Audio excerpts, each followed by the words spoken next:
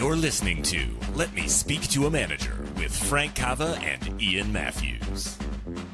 What a crock of shit. Yeah, that was hot mic, Sam. It's 30 minutes away. I'll be there in 10. Do it live! I'll write it and we'll do it live!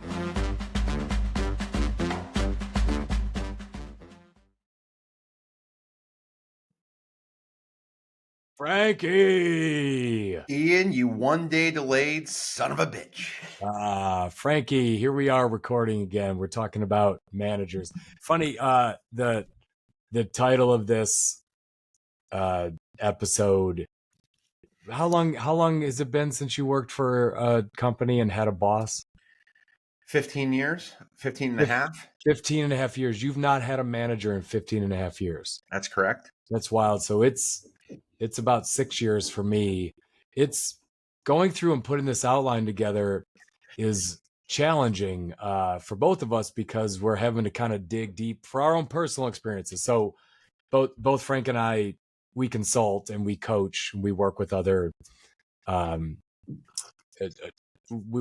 people who have managers, who have people they have to report to that struggle to kind of convince their managers. But for both of us, it's like we're scraping back into memory lane to come up with times we had to convince people. But what I'll say is, both of us, one thing we do enjoy is when someone comes and changes our mind that saves us money when we're being stubborn. So a lot of when we built this outline, Frank and I looked at like the best performing people who work for us are the ones who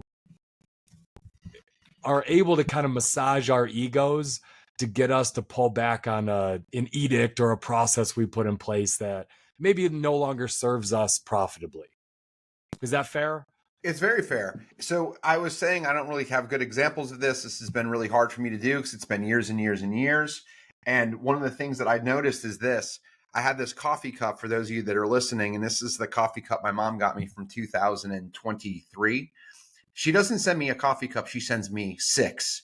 And she doesn't just pick the best 6 photos. She puts 40 photos on 6 different cups.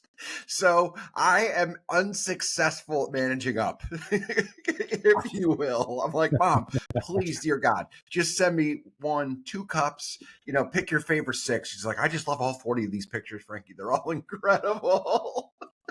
Well, for anyone who's ever received Frank's mom's Christmas letter, editing is not something she's particularly skilled at. She's desperately in need of editing. You get the details. You get the details. Yes.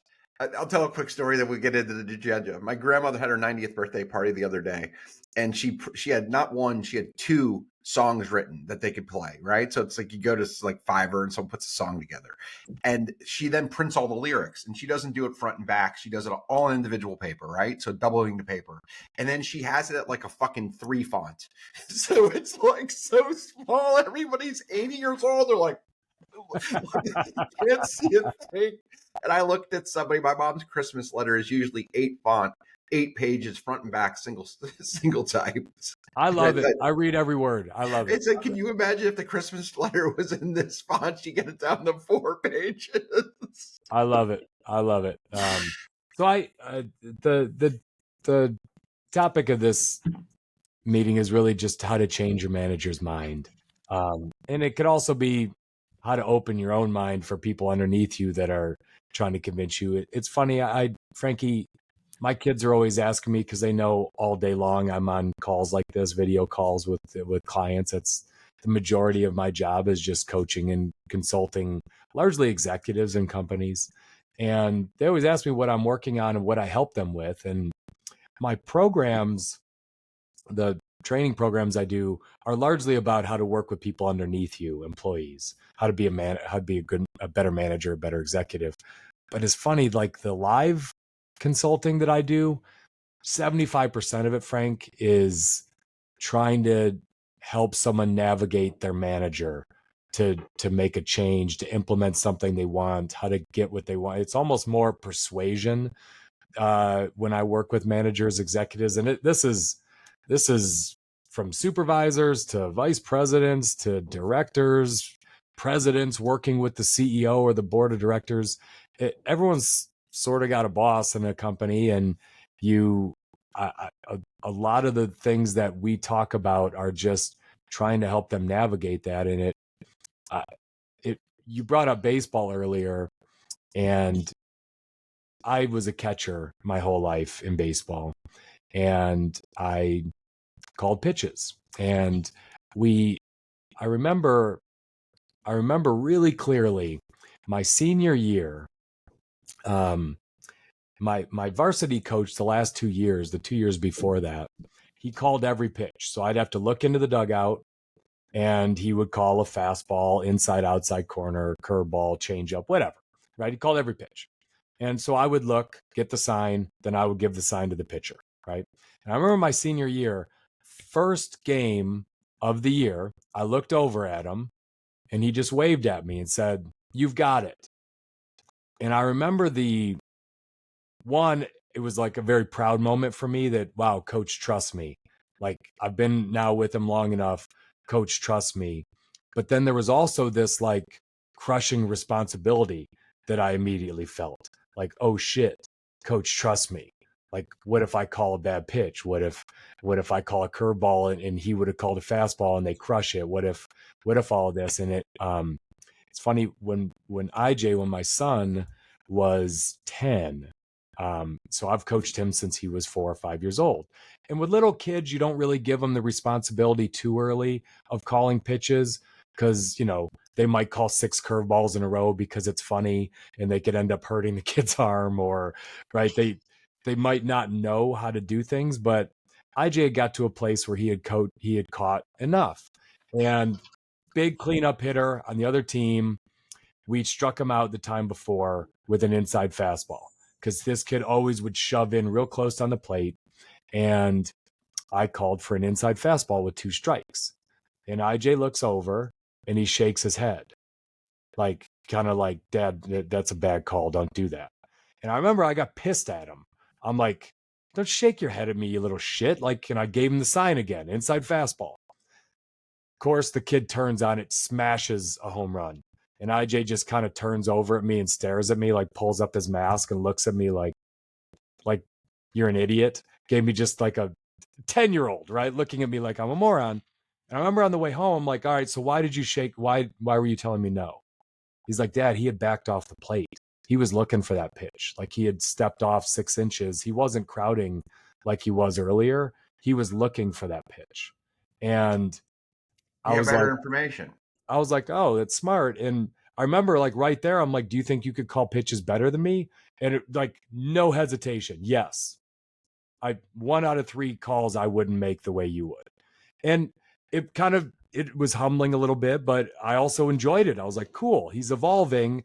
And I didn't want my coach to call pitches for me when I was a catcher. You're closer, you have context, right? You see their feet, you see their speed, you see so much more than someone 1 level removed from the bench who can't see all of those things. So it's better. But it's funny, that all applies in business too. A lot of times managers from a corporate office want to make decisions for people that are on the front line with so much more information, better context. The people on the front lines have more conviction in the decisions. But at a corporate level, people still want to make the decisions for their people instead of letting them make decisions and feel the accountability. And so, to me, that little example of sports, which I use, I always use sports as a great little parallel with business. It's about the same thing. When IJ did a good job of convincing me, get out of the way. Like, that was a bad decision. I have better information than you. I should have listened to him, but I did after that, right? He convinced me. I was his manager, I guess. And he pushed back and said, "Dad, you're screwing up. Let me handle this. Let me take it." So my examples with baseball aren't great, as my children are 5 and 3, and I coach t-ball.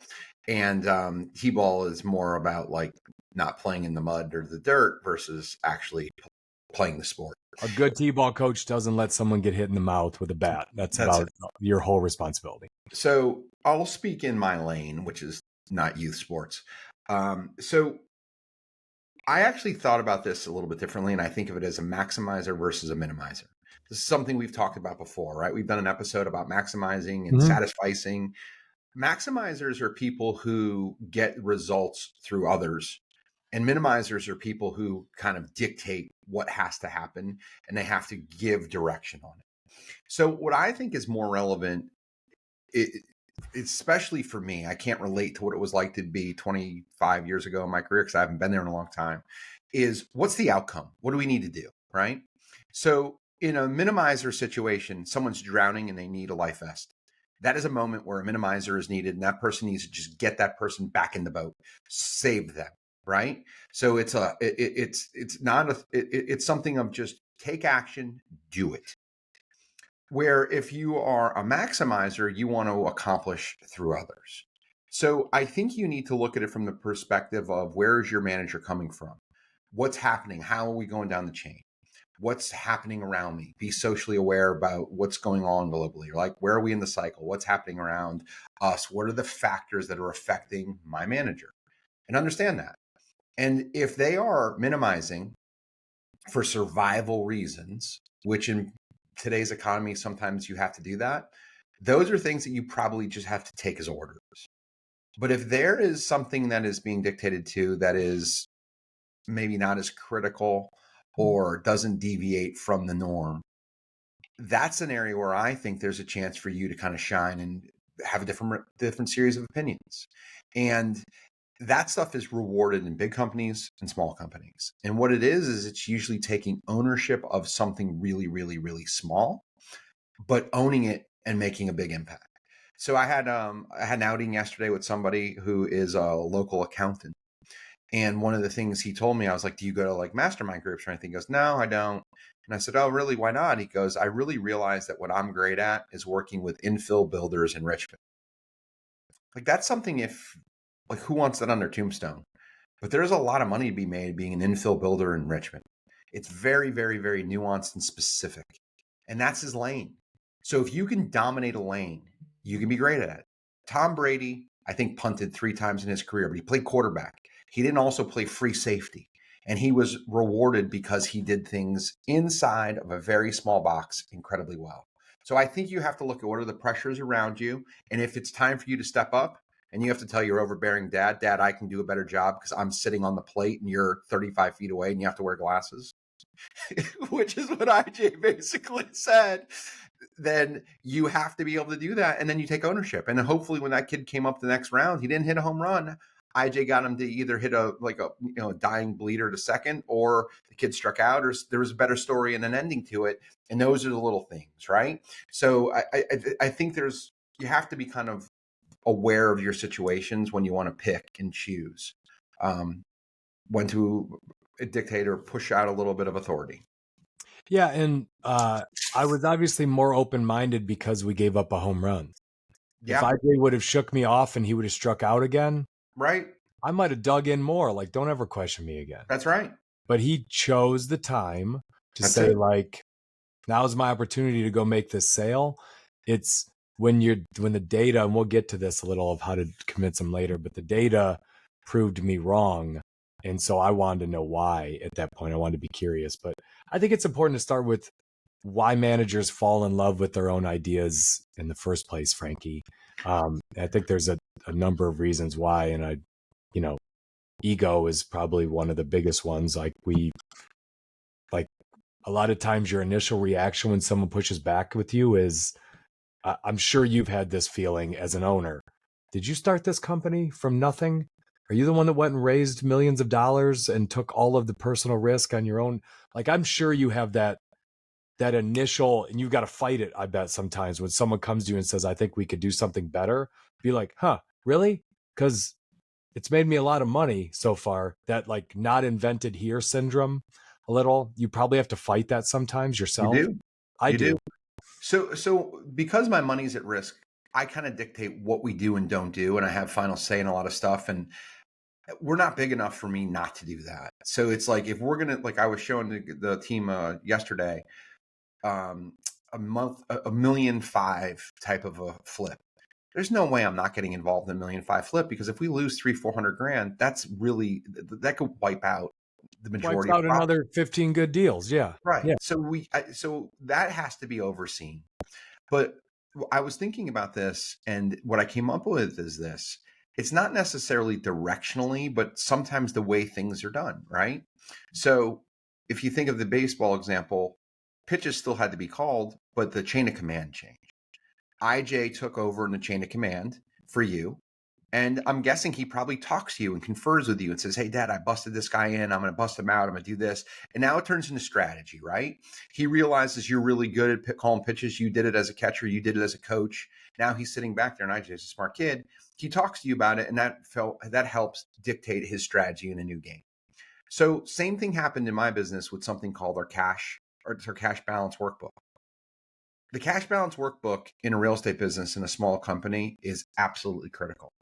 You cannot run out of cash. You don't always have I have tons of money. I don't always have tons of cash because I use my cash for other things. Cash in a business is like oxygen. Yeah. So you do not take ownership. You don't let anyone else take ownership of your oxygen. So I ran cash balances for 10 years. About 5 years ago, Carla was coming up and we had a conversation. She goes, I'm into it more than you. I touched the checks. She's like, I think I can do it. She goes, I won't make any critical decisions until I run it by you. But at the same time, she goes, I think I can do it. And I think I could do a really good job at it. And I said, okay. And the way that we did it is we looked at it almost daily, if not a couple of times a day, because it was that critical. And 5 years ago, we didn't have as much cash as we do now. Yeah. So we looked at it all the time. Now I look at it twice a month. She runs it. She looks at it. She calls me. She goes, I really want to look at cash balances with you. Okay, let's find a time. Let's go through it and let's look at it. She owns it. She knows every little nuance and detail. I am letting someone else control my oxygen. But I'm not letting someone control my oxygen who doesn't deserve it and didn't earn it and didn't prove to me piece by piece by piece that they could do it. And that is how you let go of things that are critical. First of all, you need someone competent who cares, who's doing it. And someone needs to show initiative. If she didn't ever tell me I can handle this, let me take a shot at it, I'd probably still be doing it. And it takes 10 hours a week of my time. She can do it in half the time, if not less than half, because she's in it every day and she's thinking about it. She runs that side of the business. So that is a place where I got to be incredibly involved to incredibly uninvolved. And I know macro strokes. And it kind of annoys her sometimes. I'm like, all right, I think we're about here. And she goes, you're up by 50 grand and you didn't look at anything. How do you do that? I do it because I did it for 10 years. I know it. I know the feel. I know where we're at. I know if things are on or Also off. oxygen. Like, that's right. If you were to dive into the water and dive deep, you'd probably know whether you're 20 feet from the top or 10 feet. You have to know about where oxygen. You're at. Like, you want to breathe. You have a pretty good sense of that. And I think this is good to stay on it again for a second, because anytime you talk about persuasion, anytime you talk about an interaction with your boss or trying to convince someone of something, there's just emotions behind it. So, I started off by saying ego, right? And hubris. And yes, some of that gets involved. You're going to deal with managers who, hey, I earned this position. You don't have it. I'm the manager. I've got the VP role. I've got the president role. I'm the CEO. Don't question me. There's some of that, like that's just silly. That's a silly executive who kind of makes decisions based on that. But there's also some things Frank just brought up. Fear, right? Fear of running out of cash because now I can't make payroll. Embarrassment that could lead to, right? Missing payroll, not a good thing. Not paying your debts, not a good thing. Credit going out a little bit. So there's trust, right? Carla, do you really know how to do this? Are you sure you can do it as well as me? So trust is an emotional thing there that she had to build that trust. And just like, I think something's really important. Frank did not abdicate. Frank wasn't all in right away. So when you talk about convincing your manager, Carla came to him and said, I can run cash. Frank wasn't like, cool, you got it. Most important metric in my business. Cool, you're all over it. And I'll tell you this, I made it seem simple. I gave IJ the calling there, for weeks, really a season. We'd talk at the end of the, hey, what were you thinking on that? Hey, dude, like, we have bases loaded. Trust but verify. The smallest kid on their team, you called a curveball on a full count. Now we struck him out. What were you afraid he was going to do? Like, Why did we need a strikeout there? Because there's a better chance him walking and a run scoring. Let him put the ball in play. Let him hit a ground ball to Cole Norman. We get the out.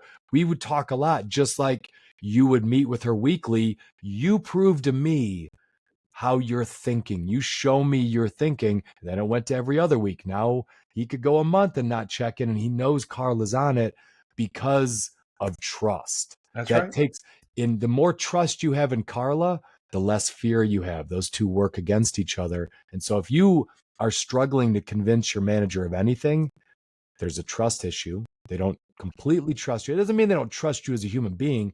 They don't trust your competence, right? They In don't that trust particular your skill, thing.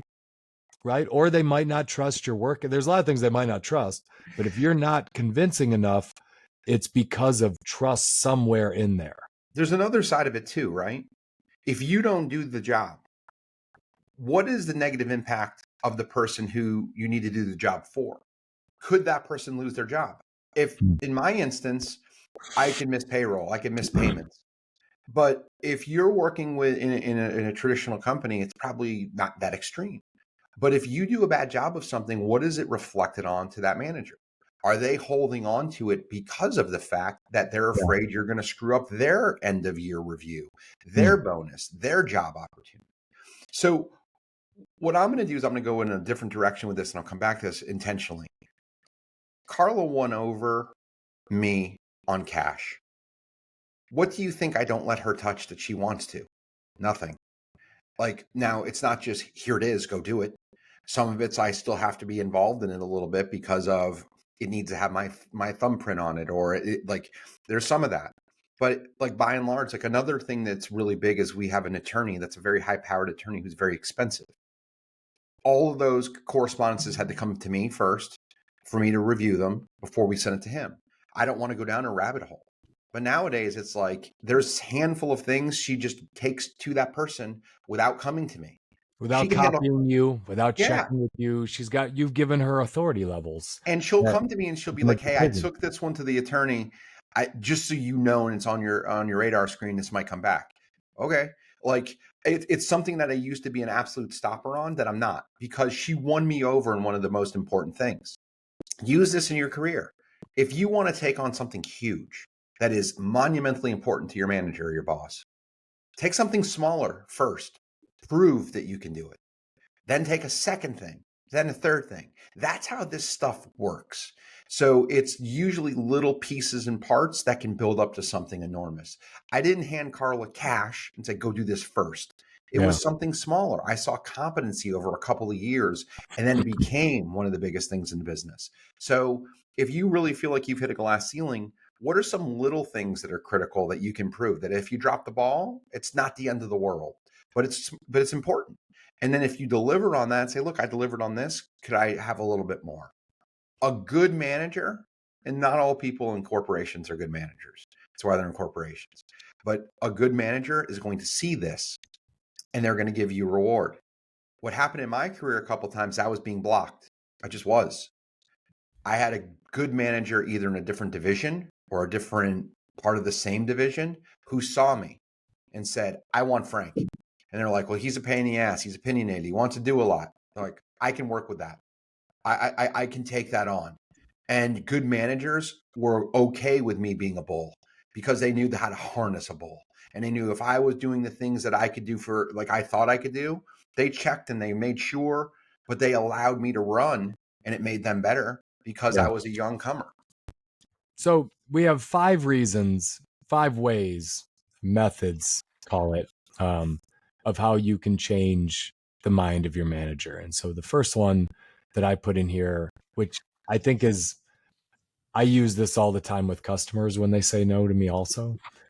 It's bring new information to the table, right? So what I'm saying when I bring new information to the table, what I'm saying is you weren't wrong, right? You just maybe didn't have all the information. So when I started by saying, what are the reasons why managers fall in love with their ideas? Ego is one of them. No one wants to say I was wrong and I put something in place that's costing us money. So what I'm saying when I bring new information is, hey, listen, this process or this idea made a lot of sense at the time, the market's changed a bit, or, our company's changed a little bit. So that process maybe doesn't serve us. Here's some new information you might not know of. Yep. You weren't wrong when you put this in place. It just maybe has gotten stale, or maybe it's not working the same way it used to, given the changes our business has been through. The best thing you can do is this. I tried the process 3, 4, 5 times and it didn't work. So what I've done is this, and offer an alternative, right? So like the easiest thing that I can give an example of on this is pay for subcontractors. Pay for subcontractors has gone up drastically. There has been massive inflation. Like what we used to pay 4 or 5 years ago doesn't work. Why aren't we getting the subs we want? Oh, we're not paying enough. How do you know? They're not coming back. They're not calling me. Like that's pretty hard evidence, right? That we need to go dive into it. Like if you can provide hard evidence around what's happening, it's kind of irrefutable. Look, I tried it 3 times. That didn't work, but this seemed to. What are your thoughts? The other thing you do that I think helps to empower you, make small decisions and then float them up. And what I mean by that is I tried it this way 3 times. It didn't work. I tried this and it had some success. If you're okay with it, I'm going to continue to lean into this a little bit. That's how you can start, like, not only bring new information, you can proof source it and really get momentum.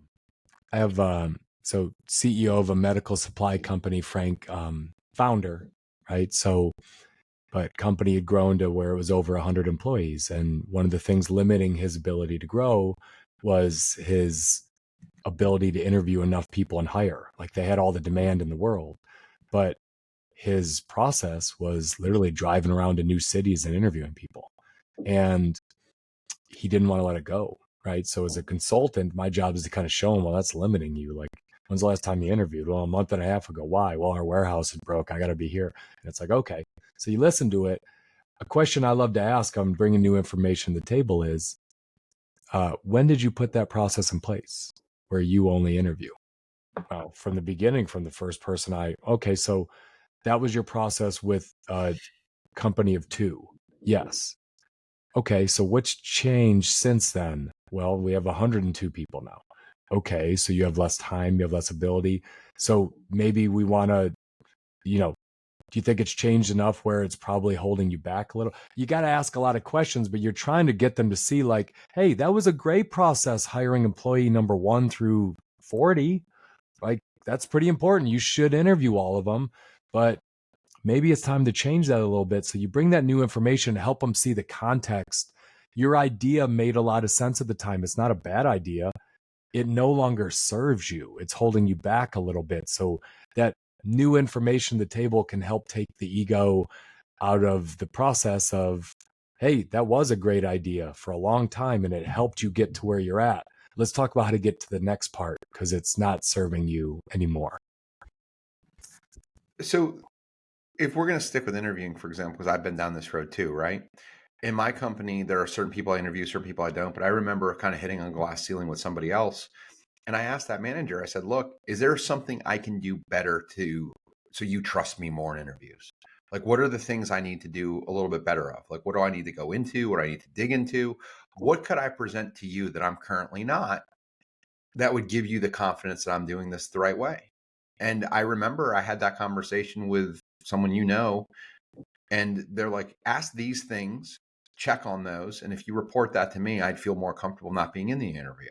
So it's not necessarily new information for that person. It's new information that you're not providing.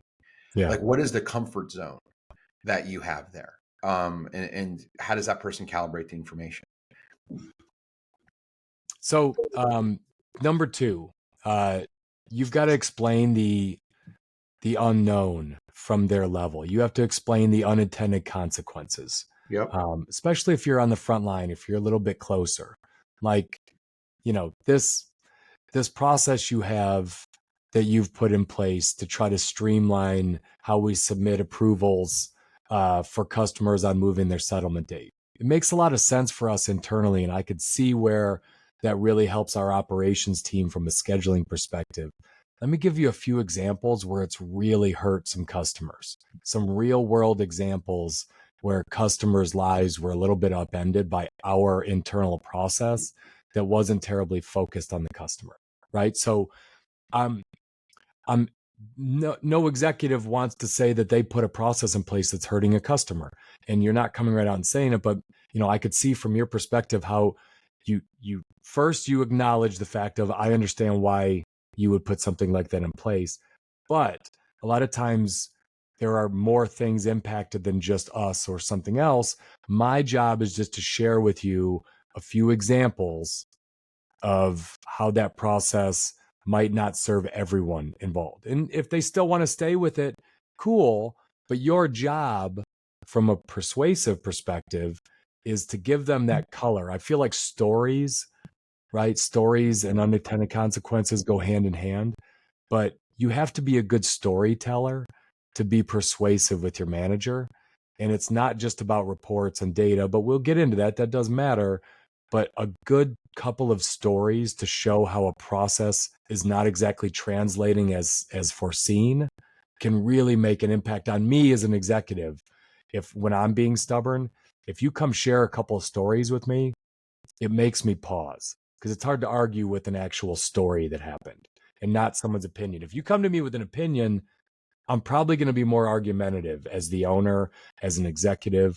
If you come to me with a couple of stories of how my idea or process failed, one, I'm going to wonder, was it execution? But two, if it's just my process and I wasn't seeing it, I can't really argue with that. I just have to take it as new information.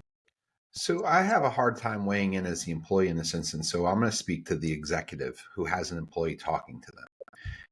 If someone has come to you with a story or has done everything Ian has said, listen, like, think about how hard that is. Like, how hard it is to approach the person who ultimately gives you a bonus every year or says yes or no to a raise. Like, it's hard to do that. So be open-minded to, okay, let me listen, and then ask the why behind the why. All right, you're bringing me this story. I can see you put some thought into it. Thank you for coming to me prepared. What's the impact to you as the employee? What's happening? What am I missing? What am I not seeing? What am I not hearing? The best stuff that I've done in my business has been exactly that. Okay, clearly you want to say something and I don't understand exactly what it is that you're asking me. So tell me what the impact is to you. Like, what's the roadblock? If we were to solve the roadblock, what does the open road look like? Explain that to me. Tell me, like, what do I need to change? I want to do that. I want to cause less friction. If you have a way to help me do that, I want to listen to it. So you have to be open-minded to, someone wants to sit down with you and have a conversation. Listen. And if you don't get it, ask, like, why do you think this is something you need to bring to me? Not in a condescending way, but in an open, look, I seek to understand. I want to understand clarity. Like, I'm sure this isn't easy. What do you want? Like, what's the hope and goal out of this conversation? Like, what would a great result be of this conversation for you as an employee? Okay, cool. Let me listen. Tell me what I go. So number 3, use facts wherever you can. Facts, data, metrics. Avoid opinions and avoid emotional responses if I don't like this. So I have an example of this with Keep, with our tech company. When we first started marketing online, Frankie, to get our first customers, I was pretty bullish on Google and Google AdWords, right? Car alarm, talking about it. right? You pay for car alarm, and anytime someone types car alarm into a search, it's intentional, right? And it goes right to our link and to our advertisement. And I was just learning about Facebook and Instagram, but we were just kind of testing a little bit there. But I was bullish on, we need to go after Google AdWords and specific words, because those people probably had a car break-in and blah, blah, blah, blah, blah. And we ran it for a while. We spent some money. And David came to me, and I had more experience in digital marketing than Dave at the time. But he came to me, my partner, and said, hey, man, like, look at our returns on these Google words versus Facebook. We're acquiring a customer at like triple the cost on Google versus Facebook or Instagram. It's not like, and he brought me a lot of data, and we had a lot of customers that went through, and I was like, son of a bitch, I was really wrong on that. I was off. That's expensive as hell. And we changed, right? We completely we completely changed the way we did it, and we went kind of all in on Facebook and Instagram. We also had the same situation happen on TikTok, where I thought TikTok, because we were growing our follower base so fast, I thought, man, we get our store up and running, our ads are going to smoke. Turns out TikTok wasn't a really good avenue for acquiring customers. It was just more of a place where people learned about us.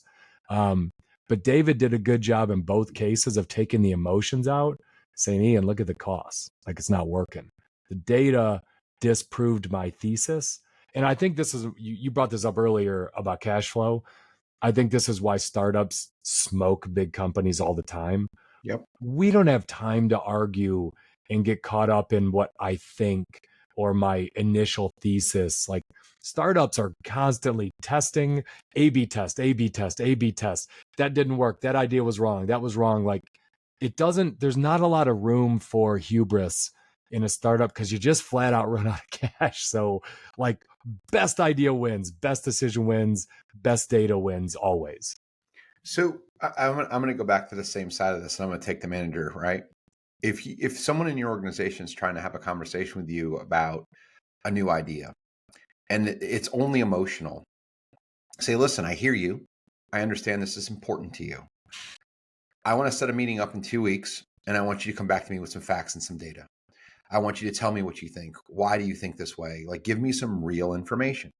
So what I can tell you is I have people on my team who have different ideas about different marketing strategies. So it's like, okay, proof source it, bring me somebody or a couple of stories of people where it's working, and let's go vet it out. Things do change. And the upside, like, I'm not a startup anymore, but we seek new ideas on purpose. And we empower people inside of the group to come up with new ideas, because the new ideas can have huge impacts. And these are little things that you can pay attention to. But I think always being of the mindset of, as long as it fits the core business, it can absolutely 100% be something you should pay attention to, because it could actually drive huge incremental results. And so number 4, all of that is very rational, but human beings are not rational, Frankie.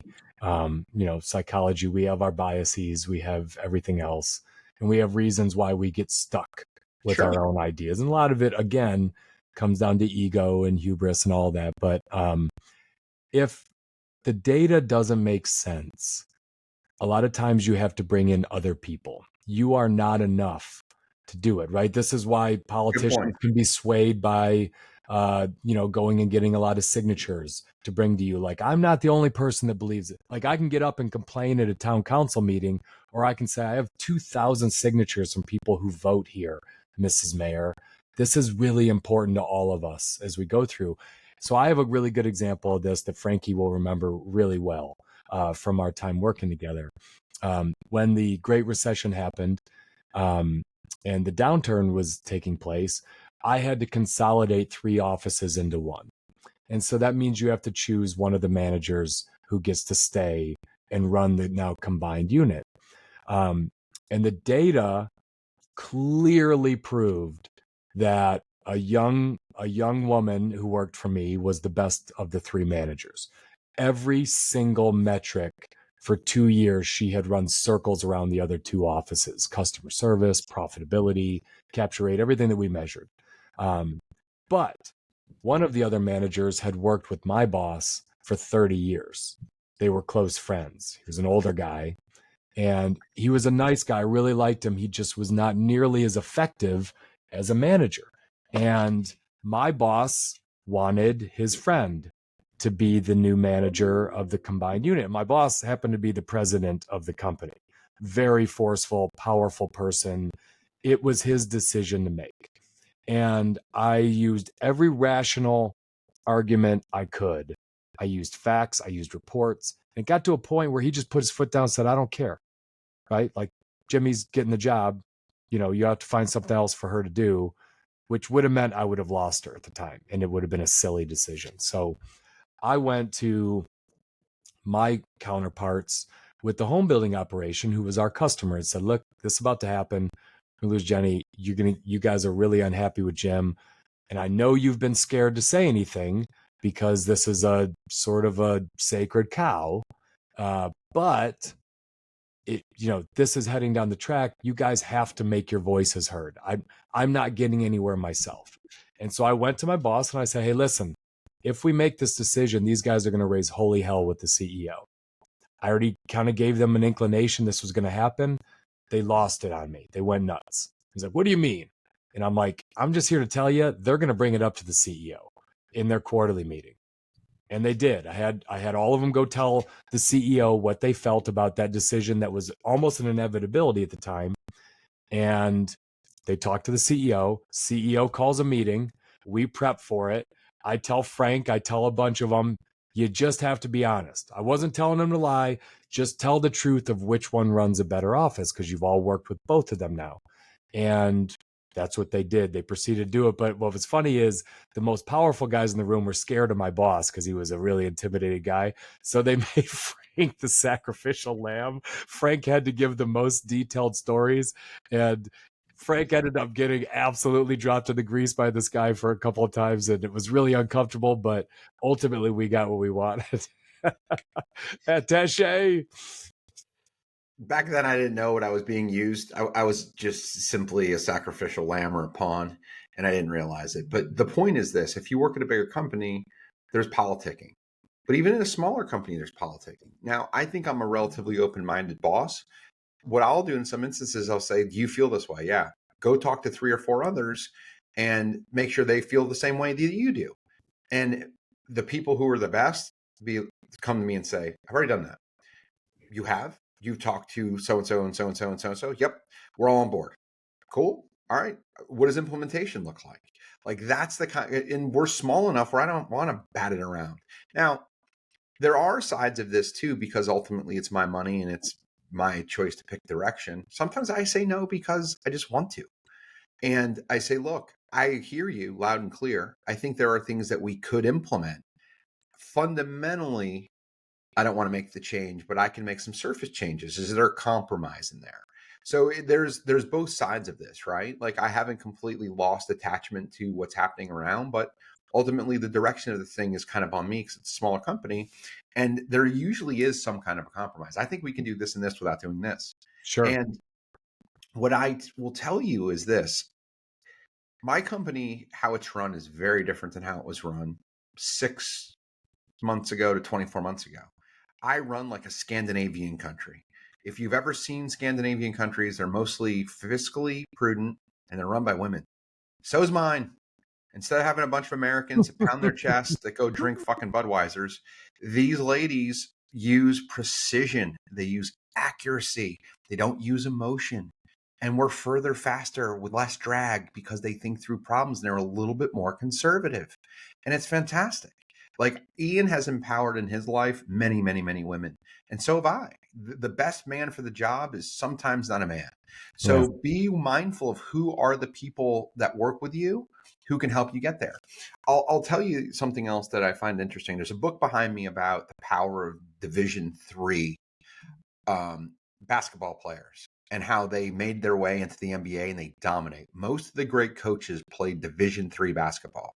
So basically, Division III basketball is one rung above high school. And the guys who run the NBA did not go to Duke. The guys who run the NBA went to smaller schools. But they all stick together, and there's a network, and there's a group of them that have made their way through and now run the entire outfit because of the fact that they use their brains and they have similar ways of thinking. If you look at any military structure, any coaching structure in sports, you usually pick people who you've worked with before.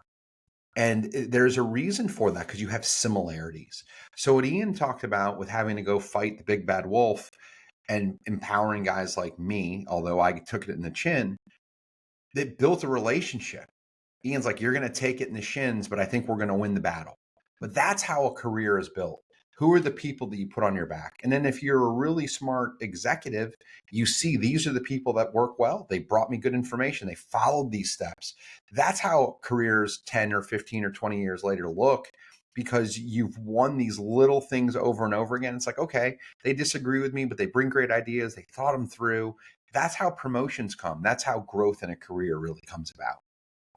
the last thing I'll just say, and we'll wrap this up, Frankie, is if you're struggling to convince your manager in his or her office, you got to realize that when you're in their office, they've got their button down shirt on, they're in business mode, they're in their business personality, right? They which comes with all of the different layers of defenses we put on when we're in an office. You might do better by finding a neutral environment. That could be a restaurant, it could be a coffee shop, it could be on a golf course, it could be in a bar over drinks, it could be college campus recruiting. I find that people, when they're fortified in their castle, their little moat, their office, they're much more defensive of their ideas and slower to move. Some of the biggest sales I've made up the chain in my career have been over a coffee, over a beer, over lunch, on a golf course, where I got people kind of to put their guard down a little bit, and I could just suggest it. I can think of the biggest sell I ever made on our CEO was like at a lobster charity bake that some developer had put together, where we were all kind of stuck together for like 3 hours, and I had some time to talk to him outside. Our wives were talking and I was talking to him, and he just kind of asked, like, how you doing? How's things? We got a lot of turnover. And I remember I just kind of unloaded on him, and he listened, and a week later I had everything I wanted, and we were getting nowhere in the corporate office. It just a change of environment sometimes, even if it's just, can we go out to lunch? It get them out of their castle, get them away from their moat and their drawbridge.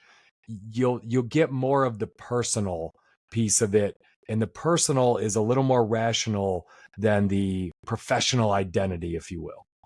One of the biggest things you can do with people is you can affect something called physiology. What is physiology, Ian? I mean, that's a big word, Frank. You went to Florida. I don't know what that means. Ian thought I went to Florida State for a long time, which is where the dopes for my state go. It's like, hold on, big guy. I think we're top 5 in the U.S. in like public education, and we weren't when I was there, I can assure you. But physiology is the study of the human body. Okay, smoke breaks are hugely popular at one point in corporate life, right? Madmen, they take a drink, they take a big puff of the cigarette. The reason is it changes your body and your state. It changes what you're doing. When you do a cigarette, although you're putting something bad in your body, it's an in and out breath. It changes your physiology. What Ian is talking about is simply that. Changing the pattern, changing something about it. Let's go for a quick walk. Let's go to a different place. You're changing the physiology, and with the physiology can come a melting of barriers and borders. It's really, really important to break. If you're trying to do the same thing over and over again in the same type of setting, what Ian is saying is a casual environment. It doesn't have to necessarily be casual. It just needs to be different. Hey, can we try this conversation in a different room? Can we go to the conference room? Can I meet you in the kitchen? Could we have this conversation walking a job?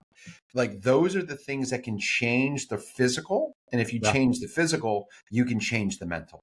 Both of those two changes things the dynamic too, right, Frankie? I mean, it's why companies spend a lot of money on entertainment. That's right. It's why you would take a prospective client to a basketball game and put them in a suite. It changes the power dynamic, right? Now we're hosting you, we're taking care, like we're in a different environment than I'm in the customer's office where they feel stronger. So there are things you can change that are subtle that can help you make that change. So just wrapping it up, bring new information to the table, explain the unintended circumstances, consequences, use facts, avoid opinions and emotional responses, build a posse if you have to, get other people in the mix with you to show you're not the only one out there saying that you should change, and try to find a neutral environment at those things do. If you do all 5 of those things and you work for an even somewhat competent, rational executive or owner or manager, they're going to open their minds and at least listen. And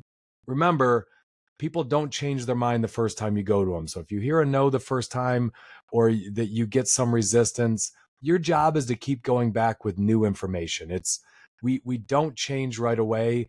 It's like peeling an onion. You just keep taking layers off. If you have conviction, right? Go back to IJ at the very beginning, making that decision to not call an inside fastball. He had conviction. and he had context. If you have those two things, context and conviction, it's going to take you multiple times, but keep going back for another bite at the apple. I agree with all of that. The only thing I would tell you is this. If you're met with resistance, Ian gave you the right path. Ask, what about my plan don't you love? Love what's flawed here? Love that. And if you'll give me some feedback, I promise you I will listen and I'll go to work. But what don't you like about what I'm asking? Just ask for feedback. Like, my goal and your goal are aligned. Remind them of that. We are on the same team, and I'm trying to make your life easier. Because if I can solve this, I can work on other things for you to help us get further faster. And that's my goal. So where am I flawed? And then use the 5 steps. Those are great steps. Love it. Frankie, great seeing you today, homie. I like that shirt. You look like you're ready to go hit the clubs now at 10:30 a.m. on a Wednesday. Yesterday, I did hit the clubs because I changed my physiology, and it was actually a fantastic afternoon. Look at you, you clubbing son of a bitch, you. See you, Ian. See you, Frankie. If you like what you just heard, and judging by the viewership numbers, you did, hit that follow button and leave us a 5-star review. It helps other people find the show. It lets Frankie and I know that, a few people are listening to this.